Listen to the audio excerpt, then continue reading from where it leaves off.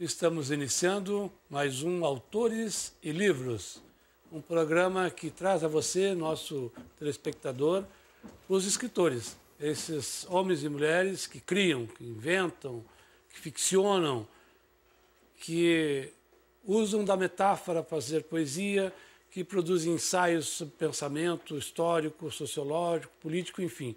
Essas pessoas dedicadas a traduzir o seu labor, o seu trabalho intelectual em livros. E livros, ainda hoje, esse grande objeto cultural, que é um objeto da nossa paixão, do nosso entretenimento, do nosso conhecimento e da nossa reflexão. Para nós, do Autores de Livros, é um orgulho apresentar essas pessoas para vocês e creio que é uma oportunidade para se aproximarem mais desse tipo de intelectual e de profissional do pensamento, das letras, da criação. Nós temos a grata alegria de receber nesse nosso Autores de Livros de hoje o Sidney Schneider. Ele é escritor, para começar, ele é escritor, poeta, ele é jornalista também. Ainda não? Não, mas eu, vamos dizer assim, jornalista literário. Todos que escrevem um ensaio jornalístico, vamos dizer assim, nessa base aqui tem ensaios de trabalho sobre literatura, que nós podemos falar. Retiramos então, porque os jornalistas ficam bravos, tem que ter diploma para ser jornalista. Embora o Garcia Marques, o Drummond, não tiveram diplomas e trabalhavam em jornais. Ele primeiro formou-se em engenharia florestal, né? E depois é que veio para as letras, fazer letras na URGS. Ele também é tradutor. Ele tem a tradução de uns mais interessantes livros que resgatou para todos nós a obra literária do José Martí, que é um dos maiores poetas da América Latina e que dá nome a tantas instituições culturais pela América, enfim, pelo seu pensamento, enfim. Não. Nós vamos depois mostrar isso um por ponto. Por enquanto, estamos cumprimentando o Sidney. Obrigado pela tua presença. Obrigado, Gilan. É um prazer estar aqui no Autores e Livros, né? Acho que é um programa bastante importante aqui para a cultura gaúcha. Olha só, viu? Muito obrigado.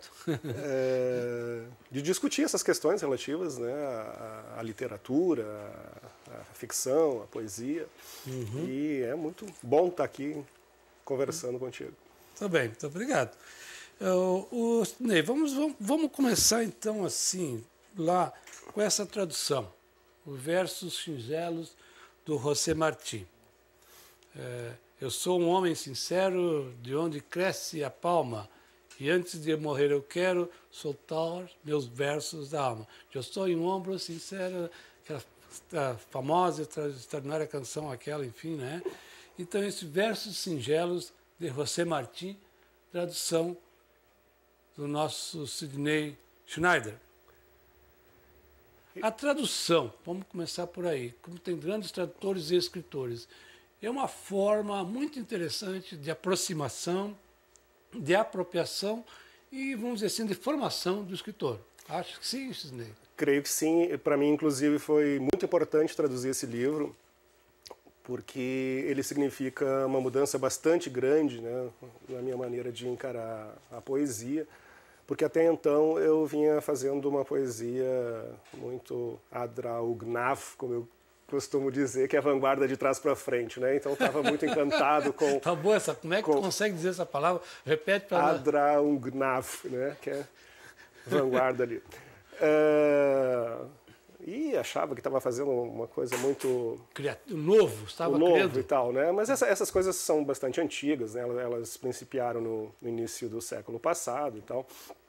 Embora tenham tido algumas inflexões, tipo o concretismo aqui no Brasil, mas eu estava muito envolvido com isso e fazia aqueles poemas visuais e caligramas ligados ao Apollinaire e Cummings e todo aquele grupo de escritores que eram veiculados aqui pelos concretistas e tal, o chamado Pai Delma, né, do Ezra Pound, que eles seguiram aqui.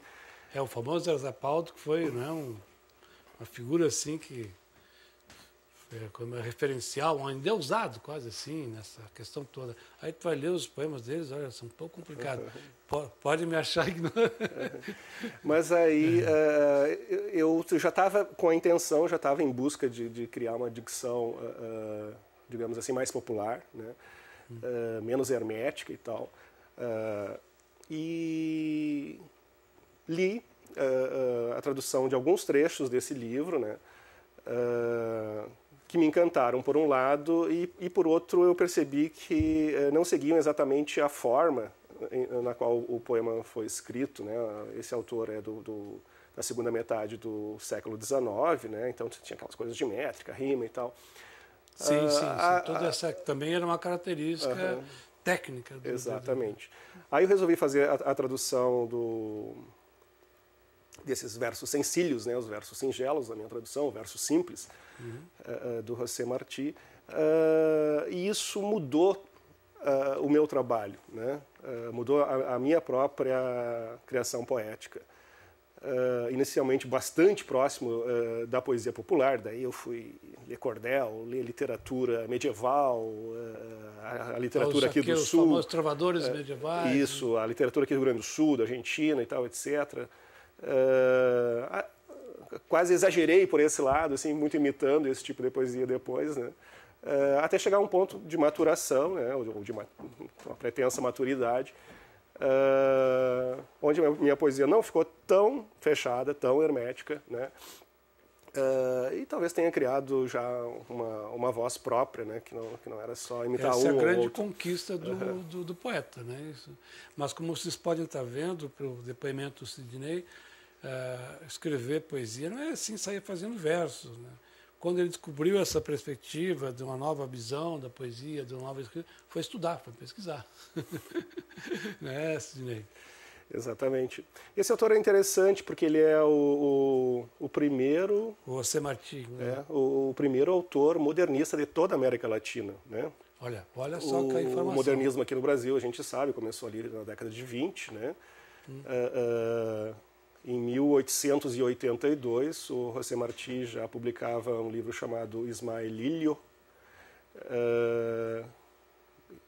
abertamente, francamente, com verso livre, modernista e tal. Alguns consideram que o primeiro autor, ou consideravam que o primeiro autor seria Rubem Darío, da Nicarágua, com Azul, de 1888, ou seja, 6 anos depois, né? Mas o próprio Rubem Darío reconhece que o próprio reconheceu que isso, precursor dele. Isso, ele inclusive disse que essa primeira edição do livro azul dele seria ainda parnasiana, depois teve uma segunda edição 2 anos depois, em 1890, que aí sim ele já se considera modernista, mas isso significa vários anos antes dessa obra do Martí. E a obra do José Martí em português é a única que existe, é a tua tradição. Porque ela é mais conhecida ali pelo Guantanamera, a música, enfim e tal, onde vários versos foram retirados para colocar nessa canção. Mas tu tem notícia assim, de algum trabalho mais fôlego sobre a tradução do José Martí? Tem alguns poemas, eu não me lembro quantos exatamente aqui, mas de 6 a 10 poemas foram traduzidos pelo Aurélio Buarque de Holanda, né, o do dicionário. O dicionarista. Isso. E foram publicados. Aqui tem uma coletânea de poesia latino-americana que ele traduziu, né? E existem livros do José Martí mais filosóficos, mais abordando a questão aqui da nossa América. Da identidade latino-americana, enfim, tal. Mas a literatura dele ele é quase desconhecido aqui, diríamos, infelizmente, no Brasil, na América de língua portuguesa. Exatamente. A gente procurou preencher essa lacuna. Uma redescoberta. E, bom, esses versos singelos, eu vou dizer novamente, estão nas melhores livrarias do ramo. Se a livraria que não tiver isso, não é uma boa livraria do ramo. Então, mas eu tenho certeza que os nossos livreiros aqui, vários livreiros que são os sebos, os livreiros, todos têm o teu livro para quem quiser procurar. Os versos singelos, a tradução do Sidney Schneider para os versos do José Martí. Ele foi editado em 97, né, mas ainda tem aí nas livrarias. Pois é, essa questão ainda tem, a gente encontra, eu ando por aí, vejo, ainda tem a coisa. Já é praticamente esgotada a obra, né? Vamos ver aí algum editor que pense, não só assim mercadologicamente, pense também literariamente, culturalmente, uma reedição desse livro aí está pedindo, né? Daria uma chance para revisar alguma coisa. Revisar, né? também a tua tradução. A tradução foi a minha primeira experiência. Mas a tradução é assim, né? Tradutor e, como é que diz assim, traidor, né? A tradução nem sempre, principalmente poesia, não é tão fácil traduzir como se imagina, né? Tem seus percalços, né? Mas creio que sempre é possível, né, inventar, criar, porque também é um processo criativo. Também é um processo né, criativo. Numa outra língua, algo que tem alguma correspondência, né, até dá para lembrar daquelas correspondências lá de que falava o Baudelaire lá no simbolismo, né. É possível encontrar correspondências, né. Às vezes tu pega um verso em inglês assim que tem uma métrica completamente diferente da nossa, porque é baseado na sílaba longa e na sílaba muito curta, longa, né. né? A nossa tem um outro tipo de contagem, né, e de ritmo, mas dá para fazer adaptações, né? Às vezes um verso de tal tamanho corresponde a um decassílabo, outro corresponde estou falando uma poesia mais antiga, né, tipo William Blake, que é um autor que eu traduzi Fala nisso, também. tu também traduziste alguns poemas do William Blake, tem alguns que também é uma façanha, é um desafio também. Para mim foi bastante interessante essa tradução, porque eu queria entender por que ele fez um livro chamado Canções da Inocência e alguns anos depois um outro completamente simétrico chamado Canções da Experiência e completamente opostos, né? Num é o cordeiro, o cordeirinho, no outro é o tigre. Tigre, famoso tigre dele, né? Num, as crianças lá que são obrigadas a trabalhar como limpadores de chaminés, né? Tem uma ideia assim consolada da existência. No outro já é quase uma denúncia, né, da situação opressiva em que eles vivem, né? Então é um livro bastante interessante, mas eu acho que essa mudança ocorreu inclusive, para dizer alguma coisa, em função da Revolução Francesa que mudou a cabeça do William Blake. Tu gosta de fazer essas aproximações, pegando o William daquela época de outra, nos teus ensaios, nos teus escritos aqui, eu separei um deles, chama A Metamorfose e 100 Anos de Solidão. Aproveitando o episódio de uns grandes projetos literários da cidade de Porto Alegre, que é a Maratona Literária, que foram leu-se tanto os 100 Anos de Solidão, naquela leitura ininterrupta, que é uma maratona literária mesmo, quanto a Metamorfose do Kafka, enfim. Tu fizeste um artigo sobre isso, e isso é um dos teus estudos literários como um estudioso da literatura das letras. O que tu pode nos falar sobre essa aproximação, tu chama a atenção interessante de uma observação do Garcia Marques, que logo que ele leu as primeiras linhas do Metamorfose, deu aquela transformação para ele, mas eu também posso escrever assim. Isso geralmente é uma descoberta do escritor, mas eu posso escrever assim? A descoberta do... Né? O Garcia Marques conta numa entrevista a Paris Review, são entrevistas que são editadas em livro, que tem 2 volumes aí, encontradiços aí nas livrarias. Ele conta que ele era muito jovem na universidade e um colega emprestou a Metamorfose para ele. E ele leu aquilo e pensou, se eu tivesse lido antes, eu já tinha começado a escrever há muito tempo, né? Aquilo realmente mexeu com ele, tanto que a gente pode aproximar a partir daí, né? Essa leitura, né, ou esse autor, o Kafka, como uma das origens, né, o realismo fantástico lá, europeu, com o nosso realismo aqui fantástico sul-americano, né? E existe essa aproximação, são linguagens, né, tanto uma como outra, que contam de uma maneira muito tranquila, muito cotidiana, um evento completamente sobrenatural, assim, né? Tem uma moça lá no 100 Anos de Solidão que começa a levitar e vai para o céu envolta em lençóis e tal. E ele conta aquilo como se eu tivesse ido ali tomar um cafezinho e tal, né? E o Kafka também faz isso, né? Quando relata lá a transformação do Gregor Samsa, né? Não está muito claro, não é dito. A gente costuma falar em inseto, em barata, mas inclusive o termo alemão ali não é um pouco mais abstrato.